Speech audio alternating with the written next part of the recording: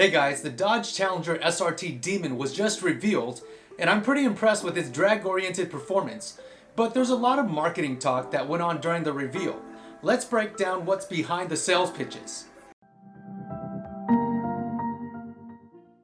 Let's look at the basic details of the car first. It's still using the same chassis as the current model Challenger, but with cosmetic changes like hood, fender flares, and deck lid trunk spoiler to reduce drag. It has an upgraded 6.2-liter V8 engine, which is similar to the Hellcat, but receives new crankshaft, pistons, rods, camshafts, valve train, and larger 2.7-liter supercharger to achieve an 840 horsepower figure at 14.5 pounds of boost. There will be 4 ECU maps to swap between: a valet mode that only provides 300 horsepower and tries to restrict burnouts in case someone drives it, a 500 horsepower eco mode, and the drag mode, which has 2 tunes from articles I've read, one for premium fuel and the other for 100 octane.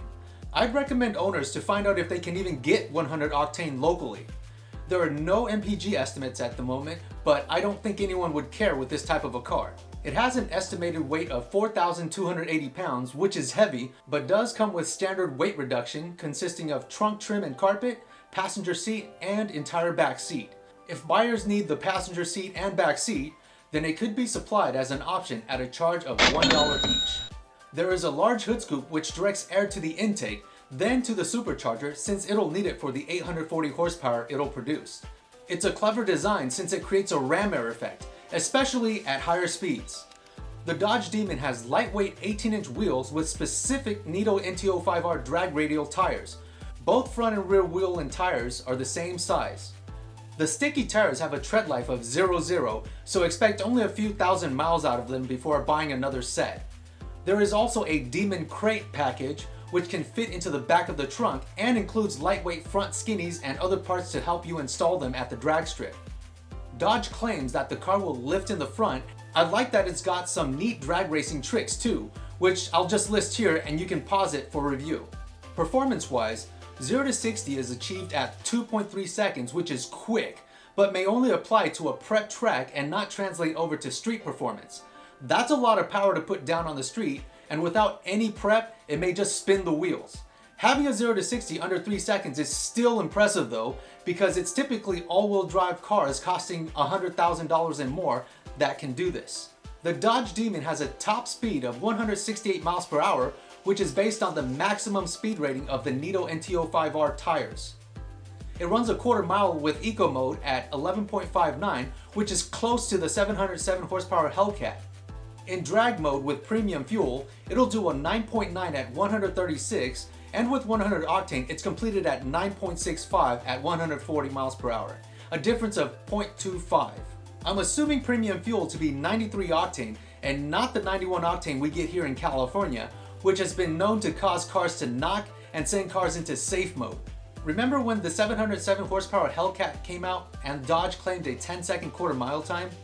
People eventually figured out that it was accomplished with drag radials and not the stock tires. I don't doubt the Demon's 9-second quarter mile claim, but would like confirmation that it was done with the Nitto NTO5R drag radials, because it may have been done with drag slicks.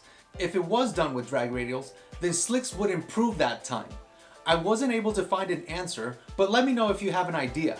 This is most likely a consistent low 10-second car stock with a regular driver, which is still fast. Dodge's 9-second claim is certified by the NHRA, but also bans the Demon from NHRA-sanctioned events, which they see as an achievement for some reason. What they don't mention is that the ban is because a roll cage is required due to the quarter mile time.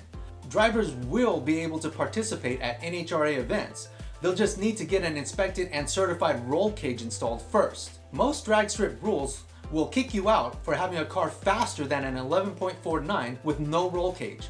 There are exceptions though, and knowing that the Demon is a high 9-second car, you may automatically have booted yourself out before the first run. I can see having no roll cage being a safety concern for a car like this, but there are others like a Bugatti Veyron that doesn't even have one. Aside from performance and safety concerns, I'm not too sure on the quality issue that it may have. I don't recall it being something that customers really glamorized with, owning a Hellcat, and I wouldn't think that it's expected on the Demon too. Dodge will be selling 3,000 units in the US and 300 for Canada for a total of 3,300. They'll start manufacturing this summer for a 2017 fall release and sell well under $100,000. A 3-year 36,000 mile bumper-to-bumper warranty and a 6-year 60,000 mile drivetrain warranty is included.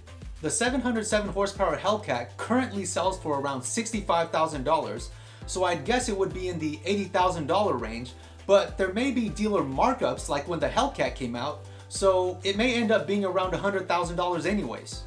I think the 2018 Dodge Challenger SRT Demon is a great option if you're drag race oriented. It's not like any other muscle car that's becoming more track focused. This is a reliable 9-second factory drag car that you can cruise around and take to the drag strip. I hope this was informational. Like and subscribe for future videos. Until then, I'll see you in the next one.